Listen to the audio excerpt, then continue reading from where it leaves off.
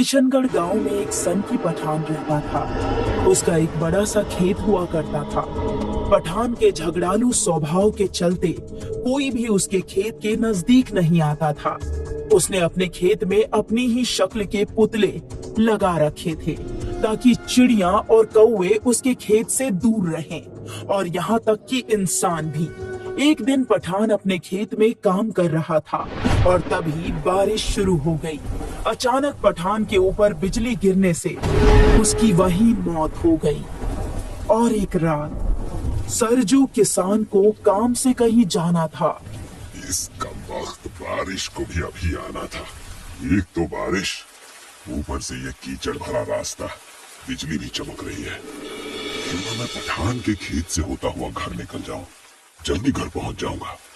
सरजू किसान ने जैसे ही उसके खेत में कदम रखा तो पठान के बीजू के को देखकर उसकी आत्मा कांप गई। उफ, ये पठान तो मर गया, लेकिन अपनी भयानक शक्ल के पुतले खेत में ही लगाकर छोड़ गया।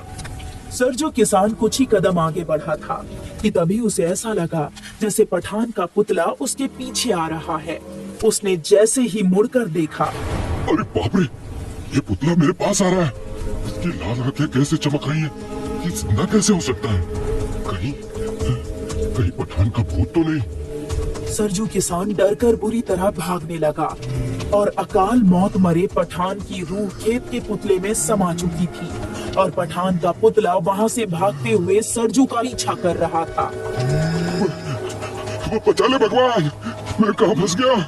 पठान का भूत मेरे पीछे ही पड़ गया।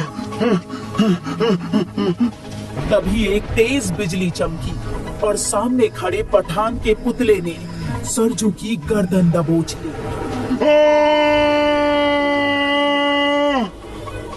अगले दिन सरजू की लाश पठान के खेत में मिलने से पूरे गांव में दहशत फैल गई। कुछ दिन बाद गांव की एक शादी में दूसरे गांव के लोग आए हुए थे, जिनमें किशोर और विराज भी थे। विराज, खाना तो बड़ा स्वादिष्ट बना था। चल अब कहीं टहल कर आते हैं। हाँ यार, चलते हैं। इसी बहाने यहाँ के खेत भी देख लेंगे। विराज और किशोर कुछ ही दूर आगे बढ़े थे कि तभी एक ग्रामीण की आवाज सुनाई पड़ती है। ओ भैया, आप लोग रात के समय खेत की तरफ क्यों जा रहे हैं? इस गांव में नए हैं क्या? आपने सही पहचाना, हम यहाँ एक शादी में आए हैं और सुबह लौट जाएंगे।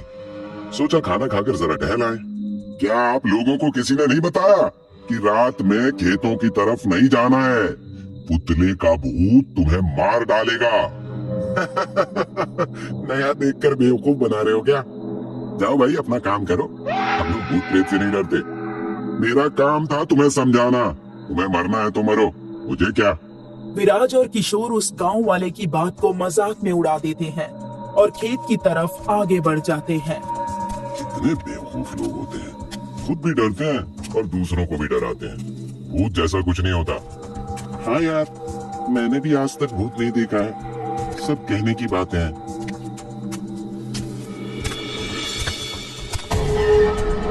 किशोर, मैंने अभी बहुत कुछ देखा। क्या कहा? अब तू भी मुझे डराने की कोशिश करने लगा? नहीं यार, सच में मैंने देखा, कोई उस खेत से हमें ही घूर रहा था और उसकी लाल आंखें चमकती हुई दिख रही थी। लगता है तूने उस गांव वाले की बात को कुछ ज्यादा ही गंभीरता से ले लिया है। चल मेरे साथ देखते हैं कौन सा भूत है। किशोर विराज के मना करने के बाद भी उसका हाथ पकड़कर खेत में ले जाता है कि तभी मेरे खेत में कदम रखने वाले को मैं कभी माफ नहीं करता। इसकी कीमत तुम्हें मर के चुकानी होगी।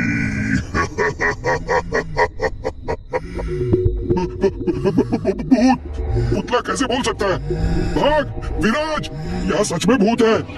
पठान के पुतले का खौफनाक रूप देखकर दोनों का कलेजा कांप उठा और वो दोनों भागने लगे और एक दूसरे से अलग हो गए। अरे विराज कहाँ रह गया? मैं इन सूखी और बड़ी झाड़ियों में छुप जाता हूँ, वो भूत मुझे देख नहीं पाएगा। तभी किशोर को सूखी झाड़ियों पर चलने की आहट अपने करीब आती सुनाई देती है। की आहट है। जो मेरे पास आ रहा है जरूर विराज होगा। जैसे ही किशोर ने झाड़ियों से झांक कर देखा, पठान का खौफनाक पुतला सामने खड़ा हुआ था। बचाओ, कोई बचाओ, ये मुझे मार देगा। अगले ही पल किशोर का कटा हुआ सिर पठान के पुतले के हाथों में था। दूर झाड़ियों में छिपे विराज ने किशोर की दर्दनाक चीख सुनी, पर अपनी जगह सांस रोके बैठा रहा। हमारी मत मारी गई थी, जो गांव वाले की बात नहीं मानी। लगता है किशोर उस शैतान के हाथों मारा गया। तभी विराज को एहसास होता है जैसे कोई उसके पीछे खड़ा है, पर जैसे ही विराज पीछे देखता है तो वहां कोई नहीं था, क्योंकि पठान का पुतला उसके सामने खड़ा था। बचाओ, बचाओ।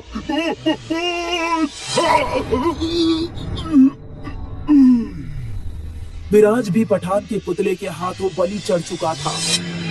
उसकी चीख इतनी तेज थी कि उसे गांव वालों ने भी सुनी और मुखिया के पास पहुंचे। अब तो हद हो गई मुखिया जी, आए दिन लोग उस पठान के भूत के हाथों मारे जा रहे हैं।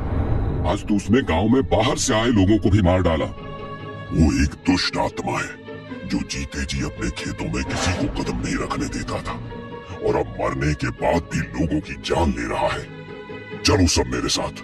पर मुखिया जी, आप क्या करने वाले हैं? सब लोग अपने हाथों में जलती हुई मशाल उठा लो। जब तक इस पठान का खेत है और उसके पुतले हैं, उसकी आत्मा यहीं भटकती रहेगी।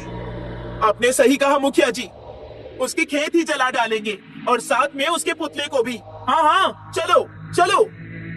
कुछ ही देर में सारे गांव वाले हाथों में जलती हुई मशाल लेकर पठान के खेत को घेर लेते हैं और उसमें आग लगा देते हैं। जलते हुए पुतले की भयानक आवाज से आसमान भी थर्रा उठता है।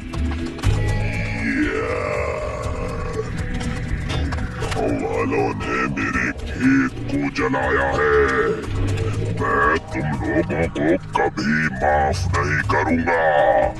मैं अपना बदला जरूर लूंगा।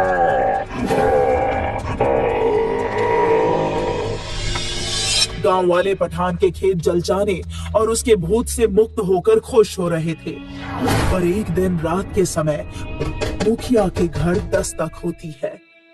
अरे इतनी रात गए, अब कौन आ गया?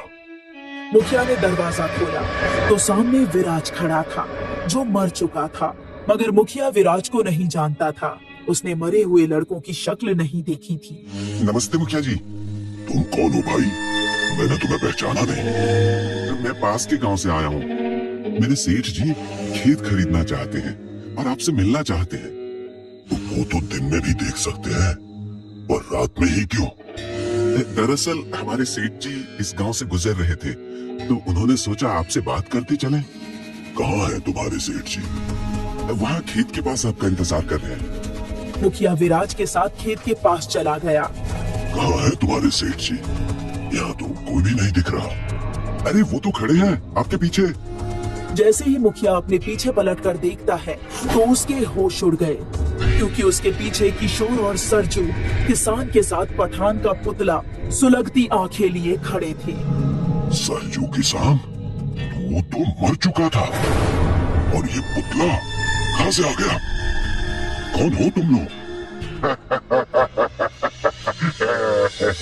हम सब मर चुके हैं, अब तेरी बारी है।